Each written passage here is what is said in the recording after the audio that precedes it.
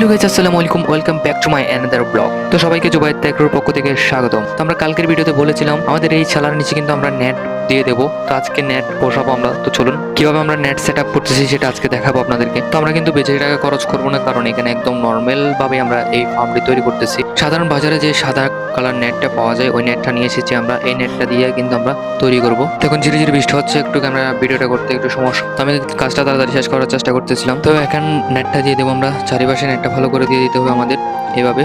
আমরা নেটটা দিয়ে দিচ্ছি চারিপাশে। এই নেটটা কিন্তু লুজ রাখা যাবে না, লুজ রাখলে কিন্তু আপনার যে পশু রাখবেন ওইটা কিন্তু কবুতর রাখেন যে কিছু রাখেন ওইগুলো কিন্তু এখানে আটকা পড়ে যাবে এই নেটগুলোতে। এই জন্য একদম টান টান করে কিন্তু এই নেটগুলো তৈরি করতে হয় বা বেঁধে দিতে হয় ভালো করে। যেমনটা দেখতে পাচ্ছেন আমি এগুলো একদম ভালো করে বেঁধে দিচ্ছি সবগুলো।